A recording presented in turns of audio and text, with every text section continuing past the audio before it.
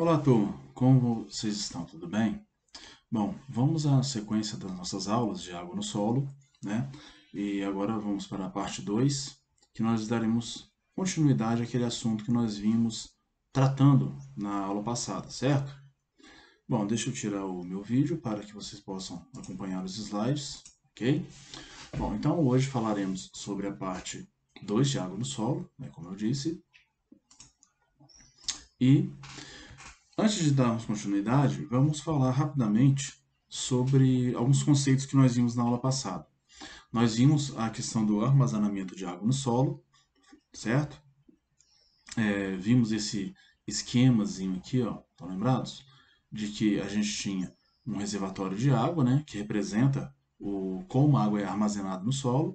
Nós tínhamos ali o limite superior de armazenamento, que era a capacidade de campo, o limite inferior de armazenamento, que era o ponto de murcha, o solo totalmente seco, né, ou seja, não tem água nenhuma, o solo totalmente saturado, ou seja, todos os poros preenchidos com água, e aqui a chamada umidade de segurança, que depende daquele fator F, né? E aí nós temos a capacidade total de água, que representa o intervalo entre a capacidade de campo e o ponto de murcha, ok? E temos a capacidade real de água, certo? Que é compreendida entre a capacidade de campo e aquela umidade de segurança, umidade na qual nós não devemos deixar a umidade do solo baixar, ok? Bem, então, após termos esse conhecimento, nós vimos que essa aqui é a água facilmente disponível para a planta, né, que está compreendida aqui na CRA. Então, quando nós vamos irrigar, nós geralmente vamos estar na umidade próxima aqui da umidade de segurança. Quanto de água teremos que aplicar? A água equivalente a CRA, no máximo, porque nós não devemos deixar a umidade baixar deste nível aqui, ó, certo? Então, como eu expliquei na aula passada, nós temos que fazer uma irrigação para elevar a umidade deste ponto para a capacidade de campo. Então, aquilo que nós chamamos de irrigação real necessária, IRN, nós podemos dizer que ela é igual, ou pelo menos podemos dizer que ela é menor ou igual a CRA, tá certo? Ela não deve, para fins de planejamento, ser maior do que a CRA. É claro que, vez ou outra, algum imprevisto poderá acontecer. E aí, nós teremos que a umidade do solo estaria em algum momento abaixo da umidade de segurança. Isso pode acontecer. Aí sim, a nossa irrigação deverá ser um pouco maior. Ela pode ser maior que a CRA, mas o equipamento de irrigação ele não será projetado para esse tipo de irrigação. Tá? O projeto é para elevar a umidade sempre da umidade de segurança até a capacidade de campo. Ok? E continuando, nós temos que a irrigação total necessária, ITN, é igual a IRN, calculado anteriormente aqui, dividido pela eficiência de irrigação. Quão eficiente é o equipamento e como que ele é eficiente na hora de aplicar a água. Como que ele faz isso? Claro que equipamentos melhores que têm boas, excelentes eficiências, são da ordem aí de 90%, 95%. Se eu digo que o equipamento ele tem eficiência de 90%, isso quer dizer que durante a aplicação de água, ele está perdendo 10% da água. Então nós temos que prever essa perda e adicionar um pouco de água em excesso para compensar essas perdas. Ok? Muito bem. Então, feito essa retrospectiva aqui, essa revisão, né? Vamos à sequência. E aí eu falei que hoje nós iríamos realizar um exemplo de como calcular quanto de água o solo consegue armazenar. Então, vamos ver esse exemplo aqui. Eu tenho um determinado solo, que o valor da capacidade de campo é 33%, o ponto de murcho permanente 16%, a densidade aparente do solo é 1,20 gramas por centímetro cúbico. Esse solo está sendo cultivado com feijão. A profundidade da raiz recomendada, que a gente considera para fins de manejo de irrigação, ela é de 40 centímetros, né? E vamos usar o fator de disponibilidade hídrica de 0,5%, ok? A irrigação é do tipo aspersão e trabalha com eficiência de 85%, certo? Bom, vamos lá. Então, vamos calcular a CTA, a CRA baseado no fator F. Lembrando aqui que os fatores F dependem do tipo de cultura, né? O feijoeiro ele está aqui nessa faixa, né? Até 0,4 mais ou menos. Vamos calcular a irrigação real necessária, a RN, que deve ser menor ou igual a CRA, e a irrigação total necessária. Aqui nessa tabelinha a gente vê a eficiência média de alguns equipamentos de irrigação. Por exemplo, o gotejamento, que é a irrigação localizada. A gente trabalha com eficiência média aí de 90% a 95%. Claro que isso aqui nós vamos aprender em aulas posteriores como determinar isso aqui em nível de campo. Nós vamos no campo e medir a uniformidade, a eficiência daquele equipamento. Tá? O pivô central ele trabalha com a uniformidade aí variando de 85% a 95%, a aspersão de 80% a 90% e a irrigação por sulco é um pouco menor, de 50% a 70%. É claro que pode haver irrigação localizada com eficiência menor que essa? Sim, existe, e nós veremos isso. Possivelmente o equipamento que nós vamos avaliar no campo vai apresentar uma eficiência menor do que essa aqui. Tá? O pivô pode dar eficiência menor do que isso? Pode. Aspersão? Também. Tá? Mas isso aqui são valores médios considerando um equipamento bem dimensionado e bem feito uma manutenção adequada, certo? Muito bem. Vamos resolver então. Nós temos aqui a situação, né? Foi dado o exemplo. Então, para calcular a CTA, primeiro, nós temos a capacidade de campo, certo? E o ponto de murcha. O 10 é da própria equação, nós já vimos isso aí, vezes a densidade do solo, 1,20, vezes 40, que é a profundidade da raiz. Então, quer dizer que esse solo aqui, para essa cultura, essas condições, ele vai armazenar 81,6 milímetros de água. Tá? Ou seja, em cada metro quadrado de área, ele vai armazenar nesta profundidade de 40 centímetros 81,6 litros de água.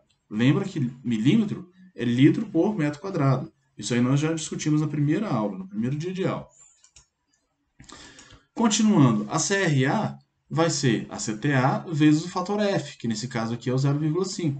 Então vai ser 81,6 calculado aqui na CTA vezes 0,5. Então vai dar 40,8 milímetros. Ou seja, apesar do solo armazenar esse total de 81,6, nós vamos considerar como úteis, como água real, ou seja, aquela água facilmente absorvida pela planta, como sendo só metade, 40,8. Ok? Nós vamos considerar que a IRN é igual a CRA, então, para todos os efeitos, a IRN vai ser 40,8. É o que nós chamamos de lâmina líquida. É o que a cultura vai precisar que a gente aplique para ela. Mas, considerando que o sistema possui perdas, e nesse caso esse sistema aqui ele tem eficiência de 85%, uma aspersão convencional, então dividindo a IRN pela eficiência em decimal, nós teremos aqui uma lâmina bruta, que nós chamamos de 48 milímetros. Ou seja, nós teremos que aplicar 48 milímetros para garantir que chegue realmente para a planta 40,8 milímetros. Entendido? Muito bem. Então, dando sequência ao nosso conteúdo, vamos falar agora sobre umidade do solo, ok?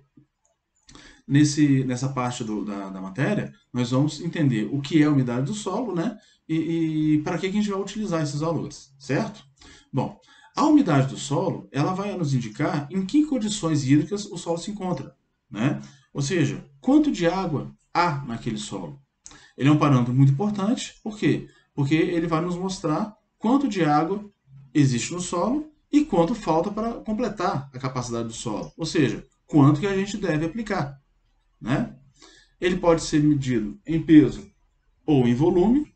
Isso aí vai depender do método que a gente está utilizando para determinar a umidade. E no caso da percentagem ser em peso, ela ainda pode ser na base seca ou na base úmida. Tá? Para irrigação, a gente utiliza a umidade do solo na base seca. Mas alguns equipamentos menos comuns, né, mas que são utilizados, eles podem trazer essa informação na base úmida. Aí a gente precisa fazer uma transformação. Nós vamos explicar daqui a pouco. Tá? Então, para determinar a umidade em peso, ela é muito mais fácil do que na base úmida. Tá? Por quê? Para determinar na base úmida, a gente teria que usar um procedimento complicado de anéis volumétricos, é muito mais difícil de fazer em campo. Então, o que que a gente faz? A gente determina na base seca e depois converte ela para. Desculpa. A gente determina em peso e depois passa para volume. Ok?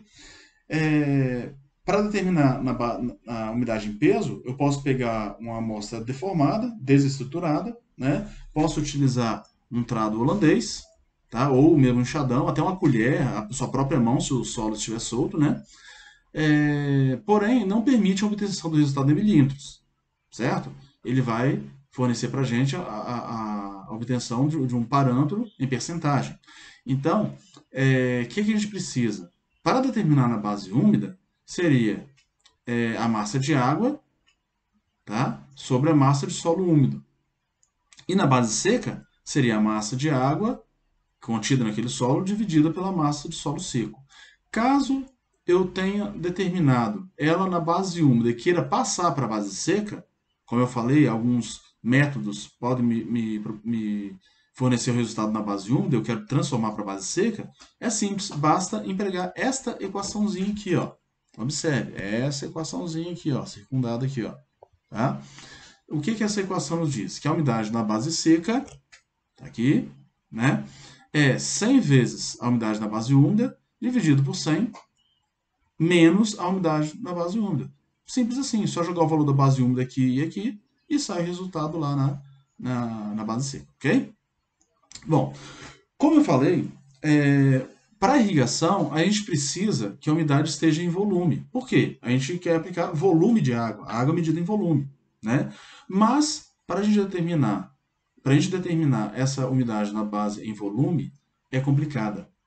Então, o que que a gente faz? A gente determina na base seca, em peso, desculpa, e converte para volume. Esse é o problema. Conhecer o volume da amostra. Eu precisaria de equipamentos especiais. Então, o que que eu vou fazer? Eu determino ela em peso, aí basta multiplicar pela densidade aparente do solo. Tá? E eu vou explicar daqui a pouco como é que a gente calcula essa densidade, como é que a gente determina essa densidade, ok? Então, a percentagem de umidade em volume é igual a percentagem de umidade em peso vezes a densidade aparente. Simples, não é?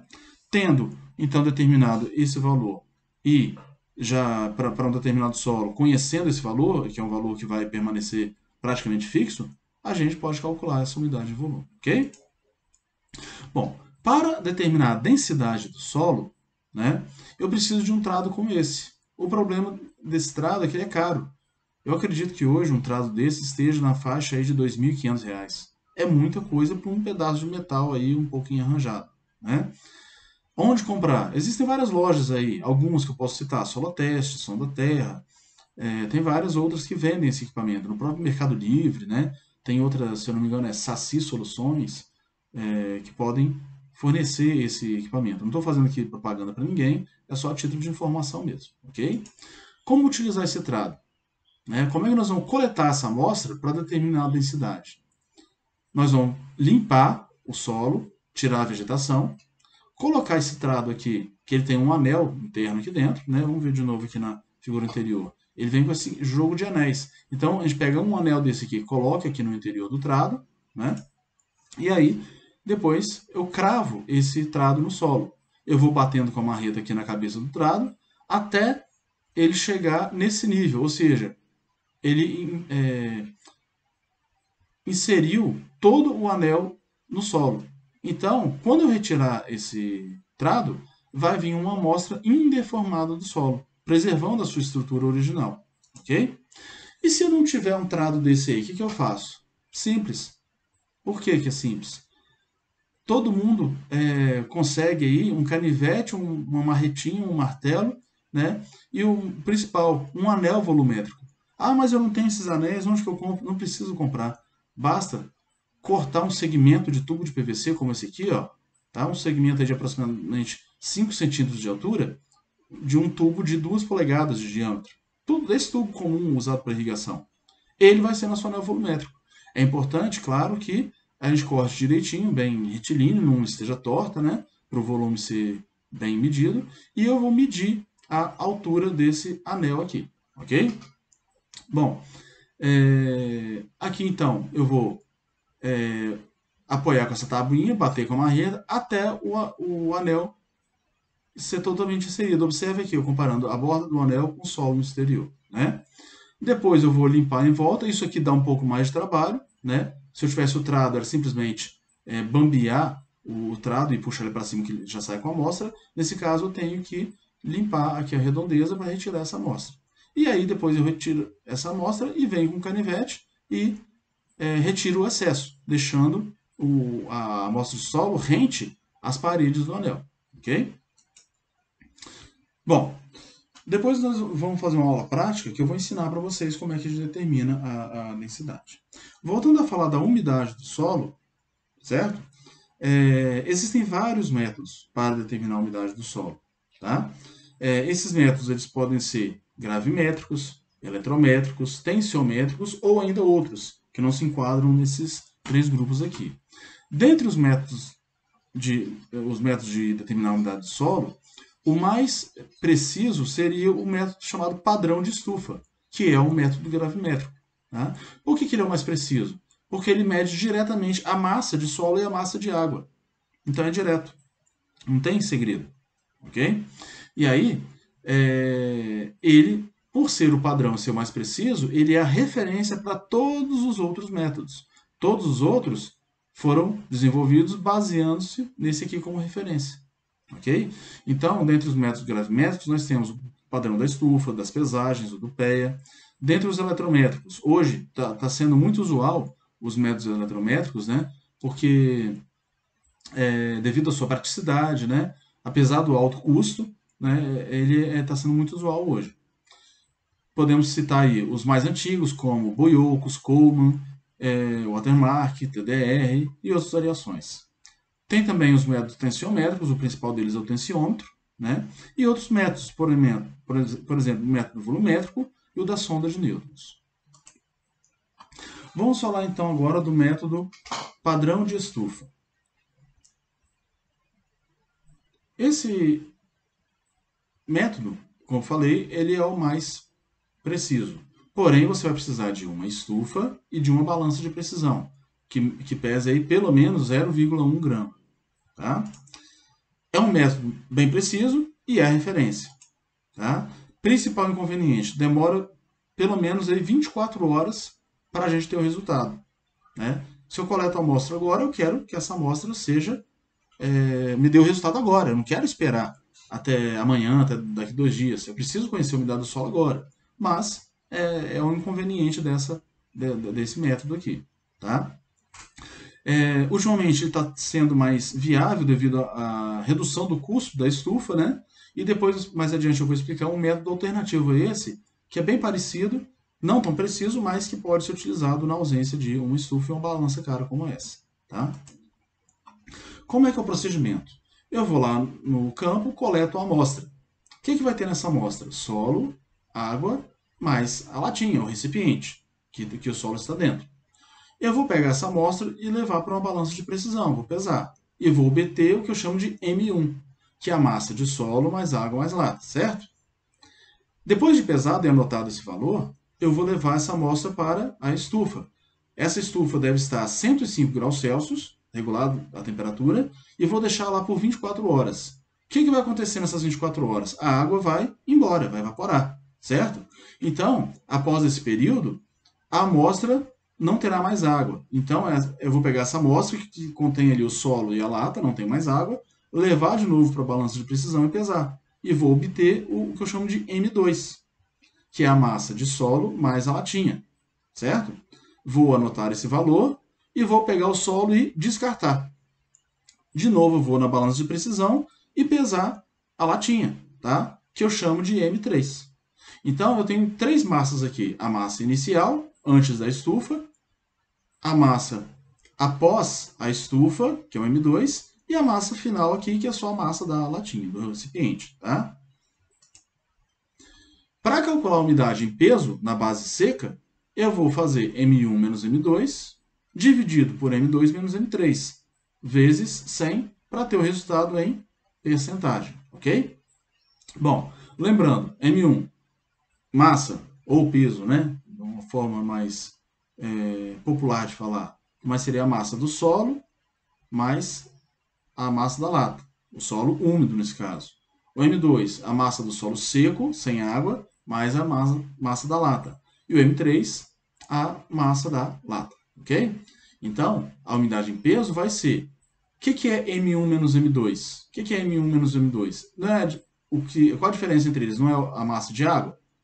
Exatamente. Então, é a água evaporada durante o tempo de estufa. Tá? Então, o M1 menos M2 é a massa de água. M2 menos M3 é a latinha com solo menos o peso da latinha. Então, é a massa da amostra seca. Então, fazendo isso multiplicando por 100, eu tenho a percentagem de umidade em peso. Ok? Vamos fazer um exemplo aqui para a gente fixar? Vamos lá. Então, dando continuidade aqui, vamos fazer esse exemplo agora, tá?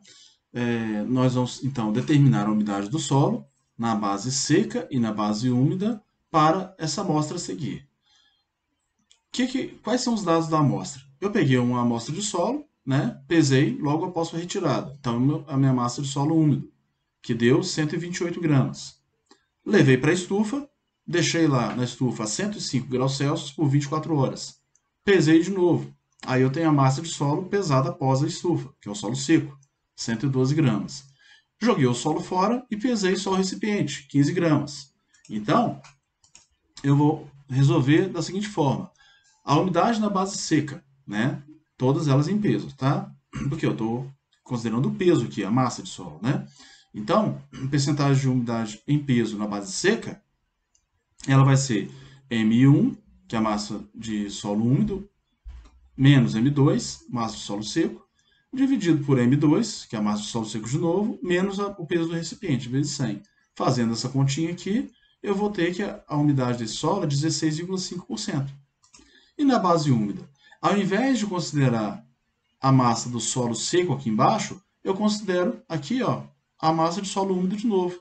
Então, a percentagem de umidade em peso na base úmida vai ser 128 menos 112, tá? Dividido por 128 menos 15. Olha a diferença dessa aqui para essa aqui, ó, tá vendo? Essa é a nossa diferença, tá? Aqui eu tenho a massa de solo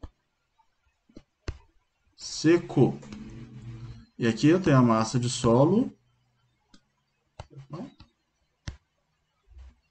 úmido. Ok? É essa a nossa situação aí, certo? Vamos apagar isso aqui porque senão vai ficar muito feio, né? Só para ilustrar para vocês. Apaga aí. Muito bem. Apagou. Vamos lá. Então, continuando. A gente falou então do método padrão de estufa, que é o mais preciso. Vocês viram que ele é bem simples, né? Porém, necessita da estufa e da balança, né? Um outro método é o chamado do PEA, determinador de umidade por equivalência de água.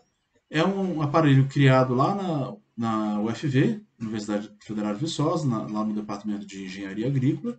Ele foi desenvolvido para determinar a umidade de grãos. Aí o pessoal da área de irrigação viu que daria para usar para solos também e aproveitou ele. É um equipamento bem artesanal, bem simples, né? Ele não tem uma precisão muito apurada, tá? Depende da característica construtiva dele e como você vai usar, né? Agora ele tem uma grande vantagem, o resultado sai na hora. Não é igual a estufa que você tem que esperar até o dia seguinte, tá? Então, sai na hora. Só tem aquele inconveniente de ser expresso na base úmida. Aí precisa transformar, tá? Lembrando que para transformar, basta usar aquela equaçãozinha. Deixa eu escrever a equaçãozinha aqui para vocês lembrarem, ó. Bom, então, deixa eu só colocar a equaçãozinha para vocês aqui, ó. Vai ser percentagem de umidade. Opa, deixa eu tirar aqui. Percentagem de umidade na base seca é igual a 100 vezes o BU dividido por 100 menos umidade na base úmida.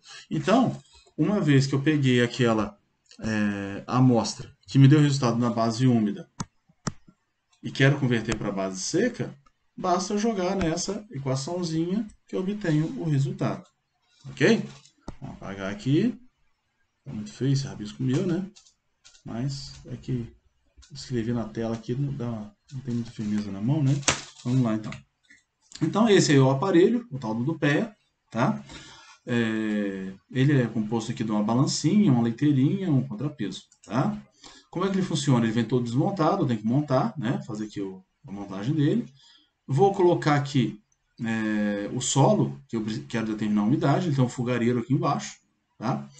Como que eu vou saber quanto de solo? Aqui do outro lado ele tem um contrapeso. Tá vendo o contrapeso aqui nessa figura? Ele pesa exatamente 100 gramas. Então o que eu vou fazer? Eu vou equilibrar ele dessa forma. Vou pegar esse contrapeso e botar aqui. O que vai acontecer? Essa parte vai descer e essa parte aqui vai subir, né? Então, isso aqui vai descer, isso aqui vai subir, né? Aí eu vou colocar o solo aqui dentro. Vou colocar o solo aqui na leiteirinha, tá? Até isso aqui equilibrar, certo? Ele vai se equilibrar, não é?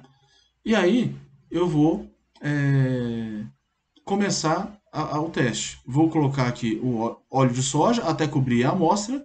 Isso aqui é para prevenir a carbonização da matéria orgânica do solo, né? É um detalhe. E aí eu vou botar o fogo aqui embaixo, certo? Botei o fogo, aqui vai ter um termômetro aqui dentro, tá? E o que vai acontecer? Eu vou observar a temperatura subindo até atingir 180 graus Celsius, certo? Quando atingiu 180, quer dizer que a maior parte da água já evaporou. Então, eu vou apagar esse fogo. Quando chegar essa água evaporar, o que vai acontecer? O peso vai descer de novo e a leiteirinha vai subir, porque ficou mais leve, a água foi embora, não é? Aí eu vou pegar uma seringa e jogar água aqui nessa cumbuquinha, tá vendo aqui, ó? E na seringa eu vou medir o volume de água, tá? Lembrando que a densidade da água é 1. Então, a massa de água evaporada é igual ao volume de água, né? 1 grama de água é igual a 1 mililitro de água. Então, se eu colocar aqui, por exemplo, 10 ml de água para equilibrar a balancinha de novo, quer dizer que evaporou 10 ml de água. Qual que é a percentagem de umidade? 10%. Porque o peso da amostra, da referência, era 100. Só que, aqui observe, eu tenho a umidade na base úmida, tá? Por que na base úmida? Porque a referência é a massa da amostra do jeito que ela veio do campo, úmida. Aí eu tenho que converter usando aquela equaçãozinha que eu já mostrei para vocês. Ok? Um exemplo aqui, ó. Fui determinado do pé e depois eu coloquei 20 ml, 20 centímetros cúbicos de água no recipiente, né? 20 ml é igual a 20%, direto. Se eu quiser converter para base seca, jogo naquela equaçãozinha, 100 vezes 20, dividido por 100, menos 20, ok? E isso vai dar 25% de umidade da base seca, ok? Então essa aqui é a umidade em peso da base seca. Um outro método é o tensiômetro. Ele é muito utilizado mundo afora, há vários anos já. Existem algumas inovações dele, alguns equipamentos que derivaram dele são mais modernos, mas ele ainda é um equipamento bem utilizado, tá? Ele mede, na verdade, a tensão de água no solo e a gente converte esse valor de tensão para o valor de umidade, tá? Ele é composto de uma cápsula de cerâmica, tá aqui, ó, um corpo, né, que é um tubo, na verdade, um vacuômetro, que está aqui, que mede o vácuo que está no sistema, e um sistema aqui de vedação, certo? Ele tem os 3 tipos mais comuns, que são os vacômetros metálicos, o de mercúrio e o digital, tá? Tem vários tipos de tensiômetro. Aqui mais algumas fotos mostrando, né? Aqui o tensiômetro com o ponteirinho do vacuômetro, né? A cápsula de cerâmica. Aqui um trado específico para inserir no solo. É um trado daquele tipo rosca, parece um saca-rolhas, né? A gente vai fazer um furo no solo e inserir esse tensiômetro. E aqui na terceira figura, a gente vê um tensiômetro instalado no campo já operando. Aqui mostrando o tensiômetro instalado, mas nesse caso, essa cápsula de cerâmica, aqui ela está no lugar errado. Onde que ela tem que estar? Tem que estar aqui junto das raízes, né? Porque é aqui nessas raízes que nessa região que a gente quer monitorar a umidade do solo, não lá embaixo. Tá? A planta está explorando a água dessa região aqui, não daqui. Ok? Às vezes, quando a cultura tem a raiz mais profunda, a gente coloca em duas profundidades para saber exatamente a diferença aqui e fazer um balanço, fazer um trabalho, um valor médio. Se eu medir só aqui, pode dar um valor menor, aqui vai dar um valor maior, então pode ser um valor enganoso. Trabalhando com a média, a gente tem mais precisão. Aqui um leitor, né, do tensiômetro. Tem alguns que ele tem um leitor separado, outros são juntos. Tá? Na aula prática nós vamos ver mais detalhes sobre o tensiômetro. Alguns cuidados na instalação. Primeiro, tem que ter um perfeito contato entre a cápsula e o solo, senão da entrada de ar. Tá? Para isso, é bom a gente é importante usar o trado específico e ter muito cuidado. É um procedimento que exige treinamento. Tá? Em solos expansivos, aquele solo que quando seca, ele racha muito, né? É um problema, porque dá entrada de ar também. Tá? E como que a gente faz a instalação? Primeiro a gente tem que fazer a escorva dele. Tá? O que é isso? É deixar ele de molho para retirar o ar de dentro da cápsula. Aí eu vou preencher com água, tem que ser destilado ou fervida para não ter presença de micro-organismos, de algas, né, que pode danificar o aparelho, e vou colocar num balde ali por 24 horas, tá? Deixando só a cápsula ali imersa dentro da água. Vencido o tempo, a gente vai fazer a instalação dele. Tá? O tensiômetro ele tem alguns problemas. Tá? Ele só cobre tensões de até menos 0,75 atmosfera. Acima disso, ele perde a escova. Aquela cápsula dele não tem a capacidade de fazer a leitura. Tá? Então, ele cobre somente parte da água disponível no solo. Por exemplo, solos muito arenosos, ele não funciona muito bem. Ele é mais apropriado para solos mais textura média, textura mais argilosa. Ok? Para a gente fazer a leitura e a conversão da tensão que é medida para a umidade, a gente precisa do que nós chamamos de curva de retenção de água. É uma análise específica que a gente faz em laboratório, tá? E a gente traça uma curva como essa. Nesse caso, a mesma amostra em duas profundidades diferentes. E você vê que a curva é diferente, ó, né? Então, aqui, essa linha azul é na profundidade maior, desculpa, profundidade menor, e a linha rosa na profundidade maior. Observe que na profundidade mais rasa, ele armazena menos água. Aqui ele armazena mais. Ó, tá? Cada valor de tensão tem um valor maior de unidade, certo? Aqui um modelo de tensiômetro, né? Tem aqui um outro modelo que é digital. Na aula de campo nós vamos ver os dois modelos. Tá? E como que eu calculo a umidade? Tem várias maneiras. Eu pego essa curva aqui, faço a leitura do tensiômetro. Por exemplo, deu lá 10 kPa. Está aqui 10, eu jogo aqui. Né? Então, eu vou pegar o valor 10, vou projetar aqui na curva. E daqui eu projeto ele para lá. Vai dar aqui, né? Qual que é o valor aqui mais ou menos? 0,25 centímetro cúbico por centímetro cúbico. Isso é igual a 25%.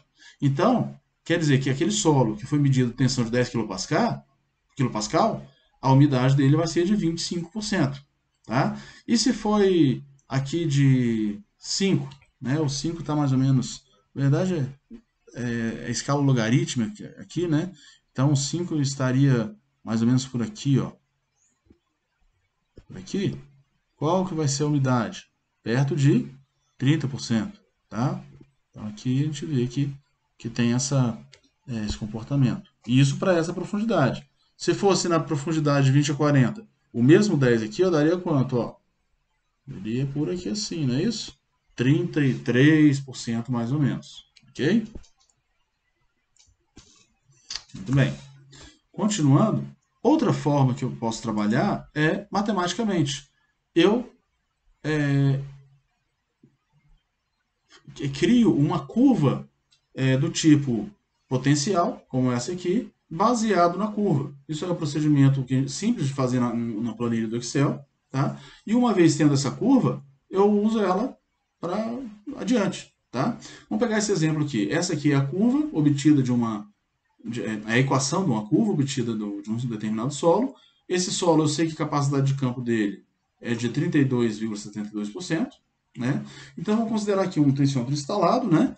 Na posição adequada, e a gente fez a leitura de menos 0,6 atmosfera, ok? E depois vamos determinar a irrigação necessária para elevar a umidade desse solo até a capacidade de campo, que nós temos o valor aqui, né? Considerando a densidade desse solo de 1,35 gramas por centímetro cúbico, ok?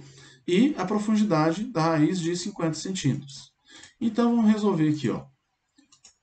A umidade atual, né? Ela é 25,4 da equação. Substituir a tensão aqui, ó. A única coisa que a gente vai inserir na equação é isso aqui. Observe essas barrinhas aqui. Isso aqui é módulo, tá? Quando a gente pega um valor modular, a gente elimina esse sinal negativo aqui. Então, a equação, vou voltar na equação lá. Qual que era a equação? 25,4 vezes o módulo da tensão elevado a menos 0,11, certo? Então, pegando o nosso exemplo aqui, 25,4 vezes 0,6, né, passa para positivo, elevado a menos 0,11. Como que eu faço essa conta? Primeiro eu elevo 0,6 a menos 0,11. Depois multiplico por 25,4, que vai dar 26,86%. Então essa seria a umidade do solo no momento da leitura. Quanto de irrigação quanto de água eu tenho que aplicar na irrigação? Eu jogo aqui o valor, a lâmina de irrigação vai ser a capacidade de campo, menos o valor da umidade, dividido por 10, vezes a densidade do solo, para converter para a umidade em volume, estão lembrados? E multiplicando pela profundidade da raiz. Então, fazendo essa continha aqui, eu vou obter que eu tenho que aplicar aqui 39,55 milímetros de água. Isso é a lâmina líquida. Para saber a lâmina bruta, eu tenho que conhecer a eficiência do equipamento de irrigação, tá? Conforme a gente fez no exemplo anterior. Mas aqui nesse exemplo vamos calcular só isso aí mesmo, ok? Bom, e como eu falei, nós temos também outros métodos. Tem também os métodos eletrométricos, né? Sonda de nêutrons, CDR, medidor de capacitância, né? Como a gente pode ver aqui, ó. Então a gente tem uma infinidade de métodos que vem surgindo hoje aí. Tem até mais modernos que esse. Se vocês procurarem na internet aí, hoje tem até aqueles sensores mais baratinhos que o pessoal usa para Arduino, que você pode criar um medidor de umidade de baixo custo na sua própria casa. Basta você ter equipamento e é barato. Só que a durabilidade dele é um pouco prejudicada, né? Alguns exemplos aqui. O Boiúcos, ele tem aqui uma cápsulazinha de cerâmica. Aqui dentro dessa cápsulazinha, ele tem dois eletrodos de metal aqui, ó. Um aqui e outro aqui dentro. Como é que ele mede aqui? Aqui nesse ponteirinho, ó, tá vendo o aparelhinho aqui? Ele vai medir qual é a umidade. Ele vai informar através desse ponteirinho aqui.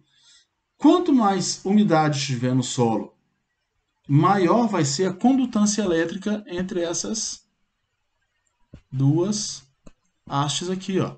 Então, essas hastes aqui, elas mandam um pulso elétrico de uma para outra.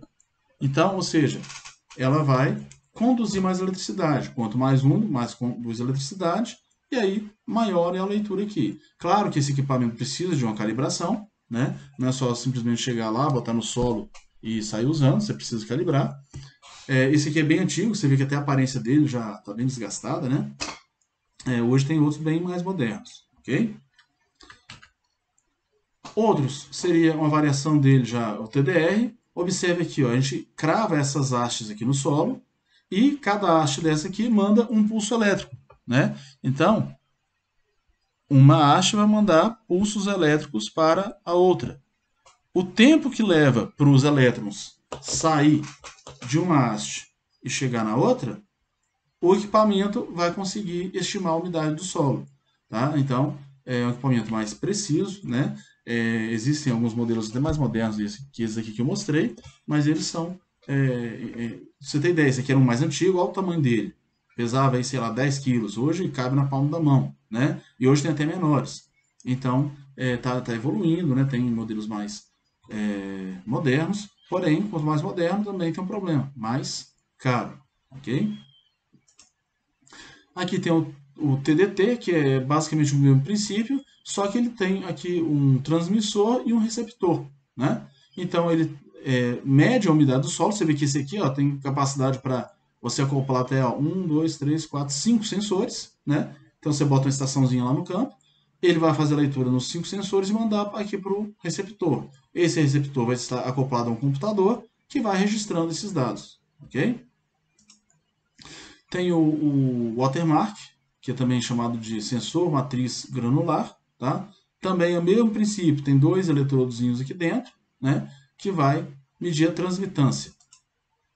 Tem a sonda de nêutrons, você vê que tem até um emblemazinho aqui radioativo, que ele usa uma cápsulazinha de material radioativo, né? É mais utilizado em pesquisa, em nível de propriedade ainda é muito caro e até perigoso de trabalhar, né? Mas para pesquisas ele já é bem utilizado. Aí vem outras variantes. ADR, que também é basicamente o mesmo princípio, só que são modelos e fabricantes diferentes. Ok?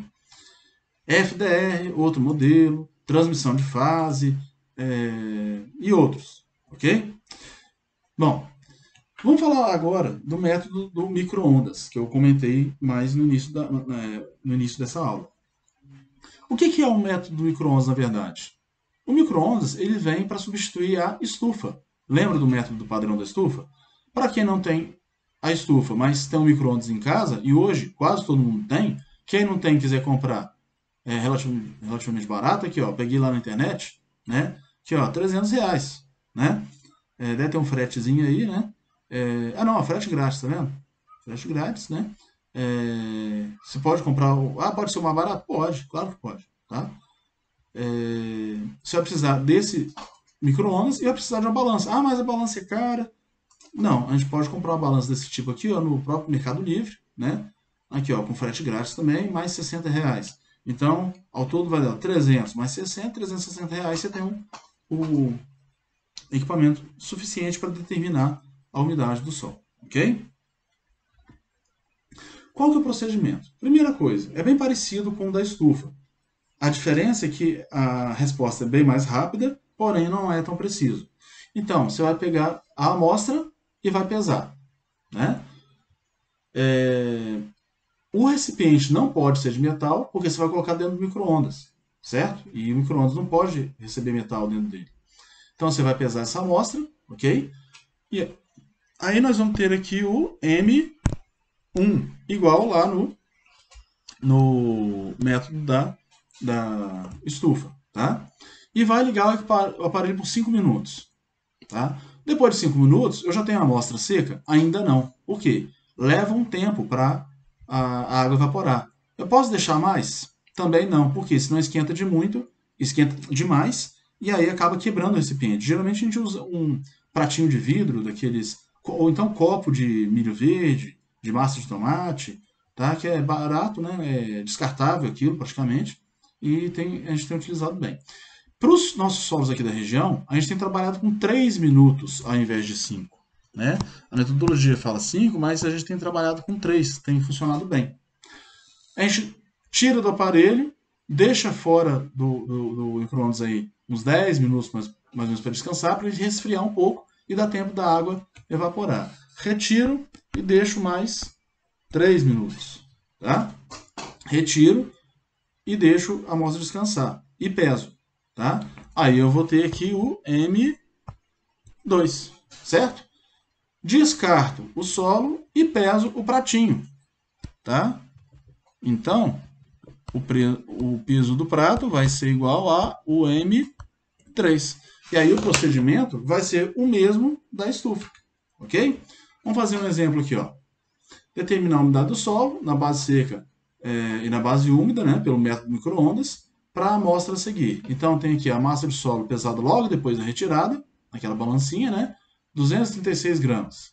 Massa do solo pesada após retirada do micro-ondas, depois de fazer aquelas baterias, né, aquela bateria de secagem. Bota no micro-ondas, deixa 3 minutos, retira, espera esfriar, bota de novo. Então fiz lá várias vezes, deu 220 gramas. E joguei o solo fora, pesei o pratinho de vidro, ou o copinho de vidro. Então eu vou ter aqui, ó, M1, M2 e M3, certo? Com isso, vamos resolver. Umidade em peso na base seca. M1 menos M2 dividido por M2 menos M3 vezes 100, 15,2%. Na base úmida, M1 menos M2, M1 menos M3 vezes 100, 13,2%. Certo? Simples, não é? Da mesma forma que a estufa. Ok? Bom, na próxima aula nós vamos falar sobre infiltração da água no solo. Eu vou deixar esse tema para depois, porque a gente precisa detalhar mais e eu acho que para essa aula já foi o tempo suficiente, ok? Bom, ficam aqui, deixa eu já passar direto aqui, eu vou deixar meu contato, opa, peraí, deixar meu contato aqui, tá aqui, ghsv@ifes.edu.br, não é? E eu vou deixar à disposição para vocês. Deixa eu aparecer aqui hoje de novo. Então tá aqui meu e-mail, tá? Vocês têm nosso canal, vocês têm meu contato, tem meu e-mail aqui, tem o nosso grupo de WhatsApp, que vocês podem me mandar suas dúvidas. E assim que a gente retornar às aulas presenciais, nós faremos as aulas práticas desse conteúdo trabalhado aqui via videoaula, ok? Obrigado e tenham uma excelente semana.